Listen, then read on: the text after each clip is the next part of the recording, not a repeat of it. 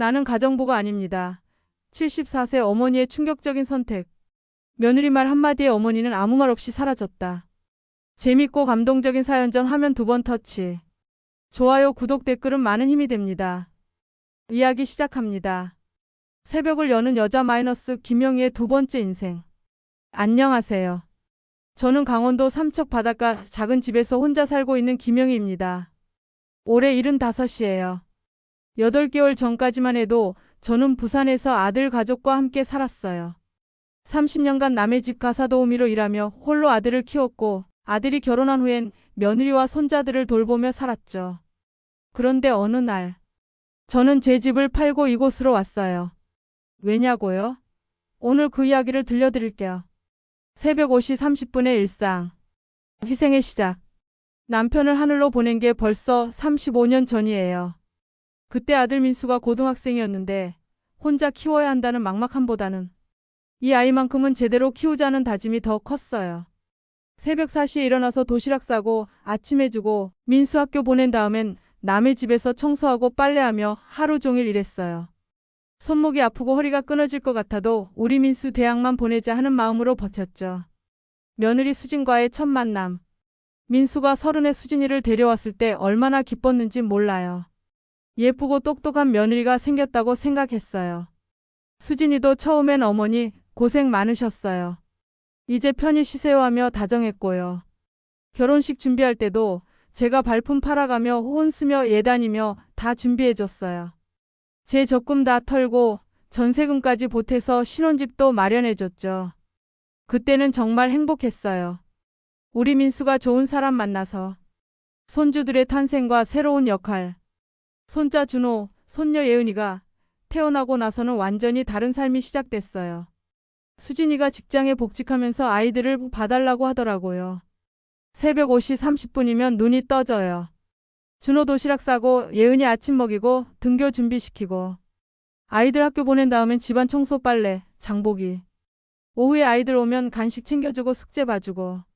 처음엔 좋았어요. 손주들이 할머니 하고 달려올 때면 세상을 다 가진 기분이었거든요. 내가 이 아이들에게 꼭 필요한 사람이라는 느낌이 들었어요. 서서히 변화하는 관계. 미묘한 신호들. 언제부터였을까요? 수진이의 말투가 조금씩 변하기 시작했어요.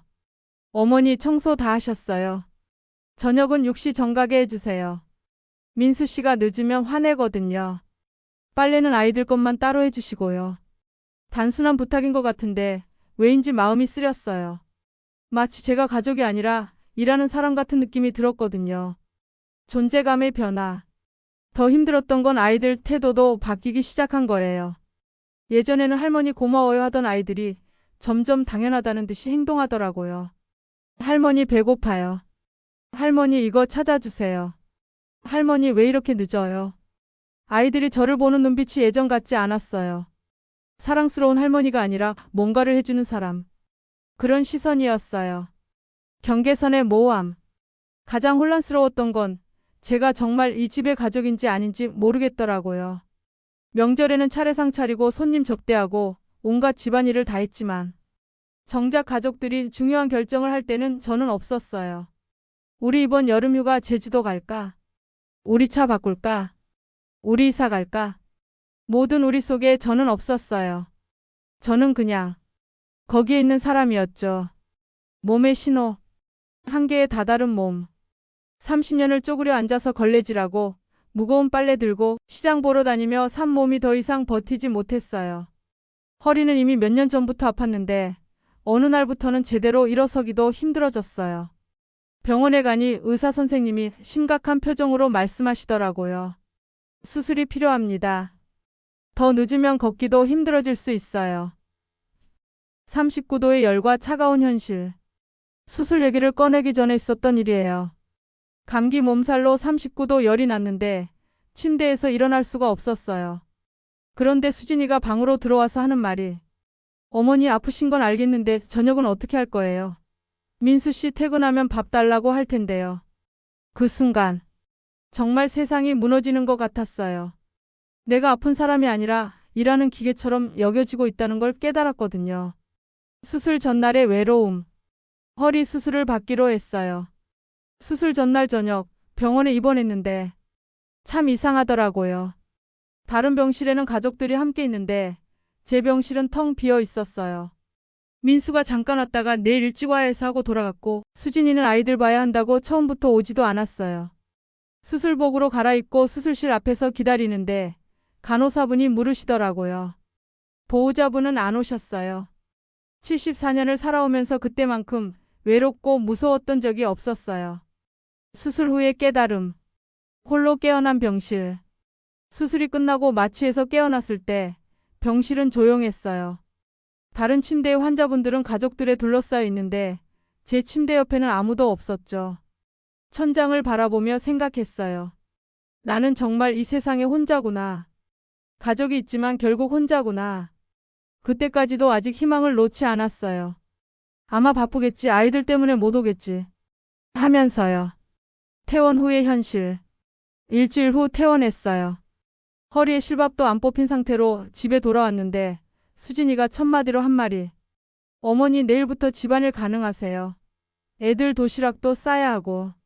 그 순간 정말 기가 막혔어요. 수술한 지 일주일도 안 된 사람한테 하는 말이 그거라니. 제대로 걷지도 못하는 사람한테요. 그날 밤 화장실 가려고 일어나는데 너무 아파서 비명이 나왔어요. 그런데 아무도 확인하러 오지 않더라고요. 벽 하나 사이인데. 마지막 경고 신호. 그 후로도 몇 번 더 신호가 있었어요. 어느 날 혈압이 너무 높아서 응급실에 갔는데 민수가 와서 하는 말이 엄마 우리 일하러 가야 해서 택시 타고 집에 가세요. 또 어느 날은 계단에서 넘어져서 무릎을 다쳤는데 수진이는 파스 붙이시면 될 것 같은데요. 하고 말더라고요. 그때마다 생각했어요. 내가 정말 이 집에서 가족일까? 아니면 그냥 무료로 일하는 가정부일까? 결정적인 순간. 제주도 여행 이야기. 결정적인 순간이 왔어요. 어느 날 저녁 식사 시간에 민수가 말했어요. 우리 이번 여름휴가 때 제주도 가려고 해요. 저는 당연히 함께 가는 건 줄 알고 제주도 좋네. 언제 가는데? 했더니 엄마는 집에서 쉬세요. 저희끼리 가려고요. 엄마 모시고 가면 불편하실 것 같아서. 불편하다고요? 누가 불편하다는 건지. 그 순간 뭔가 제 마음속에서 뚝 하고 끊어지는 소리가 들렸어요. 밤의 결단. 그날 밤 잠이 안 와서 거실에 나와 앉아 있었어요. 30년간 내가 어떻게 살았나 생각해보니 정말 한 번도 나를 위해 산 적이 없더라고요. 남편을 위해, 아들을 위해, 며느리를 위해, 손주들을 위해. 그럼 나는 언제 나를 위해 살지? 자정이 넘어서 부동산에 전화했어요. 여보세요. 집을 팔고 싶은데요. 어디신지 알려주세요. 부산 금정구 금매마을 32평 아파트요. 아, 거기면 일주일 안에 팔릴 거예요. 인기 좋은 지역이거든요. 그 순간 정말 후련했어요. 집은 내 것이었다. 다음 날 아침 부동산 직원이 왔어요. 집 평가하고 매물로 내놓는다고 하니까 수진이가 깜짝 놀라더라고요. 어머니 뭐 하시는 거예요? 이 집 팔 거야. 무슨 말씀을? 이 집은 우리 집인데요. 그때 제가 말했어요. 이 집은 내 집이야. 내 이름으로 되어 있어. 사실이었어요. 민수가 결혼할 때 제 이름으로 집을 샀거든요. 세금 문제 때문에 그렇게 했는데 다들 깜빡한 모양이에요. 새로운 시작. 이사 준비. 일주일 만에 정말 집이 팔렸어요. 신혼부부가 급하게 집을 구하고 있었는데 조건이 딱 맞았대요. 이사 준비를 시작했어요. 30년간 모은 것들을 정리하는데 정말 제 것은 얼마 안 되더라고요. 옷가지 몇 벌, 낡은 사진들, 그리고 오래전 남편이 사준 반지 하나. 민수와 수진이가 말리려고 했지만 제 마음은 이미 정해져 있었어요. 강원도 삼척을 선택한 이유. 어디로 갈지 고민했어요. 그러다 문득 어렸을 때 아버지와 함께 갔던 강원도 바닷가가 생각났어요. 그때 바다를 보며 나중에 여기서 살고 싶다 했던 기억이 났거든요. 삼척에 작은 집을 하나 구했어요. 바다가 보이는 단독주택이에요. 정원도 있고 마루에 앉아서 바다를 볼 수 있는 그런 집이요. 작별의 순간. 이사하는 날 아이들이 울더라고요. 준호가 할머니 왜 가요? 하면서 붙잡고. 예은이는 할머니 없으면 누가 도시락 싸줘요? 하고. 순간 마음이 흔들렸어요. 그래도 이 아이들한테는 필요한 사람이구나 싶어서. 하지만 이미 늦었어요. 아니, 늦은 게 아니라 이제야 때가 된 거였어요. 할머니는 삼척에서 살 거야. 보고 싶으면 놀러와. 그게 제가 한 마지막 말이었어요.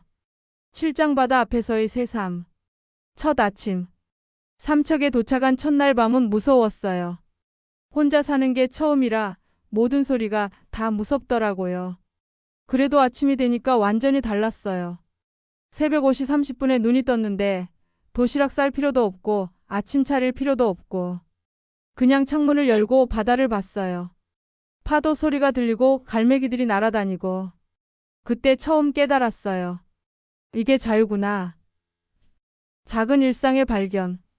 처음엔 뭘 해야 할지 몰랐어요. 평생 남을 위해 살다가 갑자기 나만을 위해 시간을 쓰라니.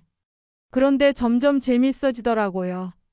아침에 일어나서 내가 먹고 싶은 걸 해먹고 산책하고 책도 읽고. 오랜만에 도서관에도 가봤어요.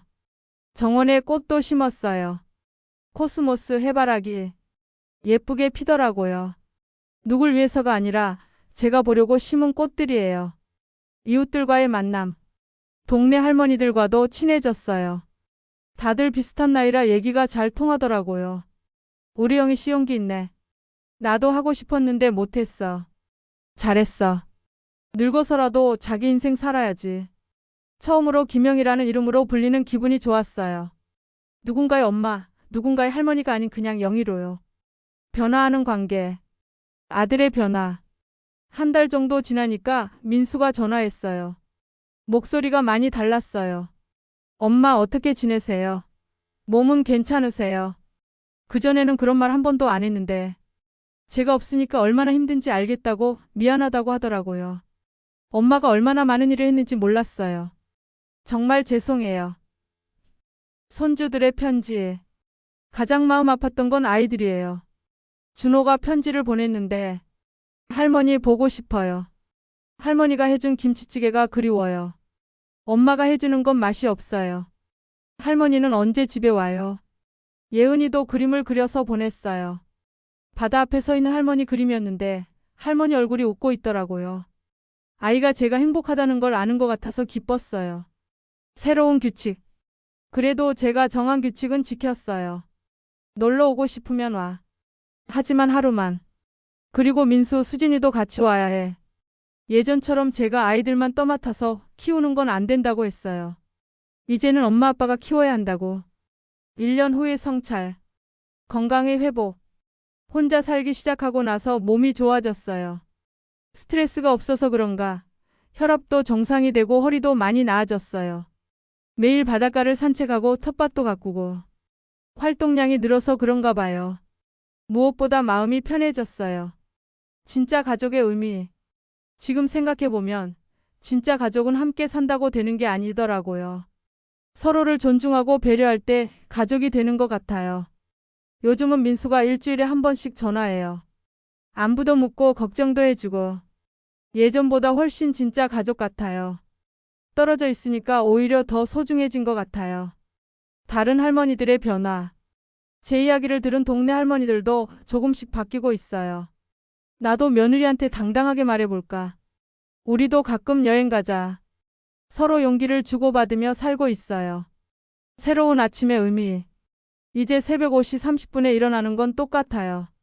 하지만 의미가 완전히 달라졌어요. 누군가를 위해서가 아니라 제가 좋아하는 시간이에요. 바다에서 떠오르는 해를 보면서 커피 한 잔 마시는 시간. 그게 제 하루 중 가장 행복한 순간이에요. 후회 없는 선택. 혹시 후회하냐고 물어보시는 분들이 있어요. 전혀 안 해요. 오히려 왜 이렇게 늦게 결정했나 싶어요.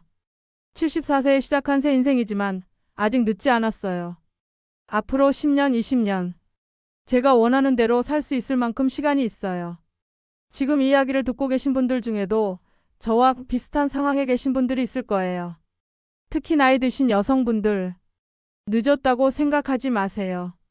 지금이라도 용기를 내보세요. 당신도 행복할 권리가 있어요. 당신의 이름으로 살아갈 권리가 있어요. 한 걸음만 내디뎌도 달라져요. 정말로요. 긴 이야기 끝까지 들어주셔서 고맙습니다. 제가 용기를 내서 시작한 이 새로운 인생이 누군가에게는 희망이 되고 용기가 되기를 바라요. 여러분도 당신만의 새벽을 여는 여자, 새벽을 여는 남자가 되셔서 진짜 행복한 삶을 사시기 바랍니다. 저는 김영희였습니다. 감사합니다.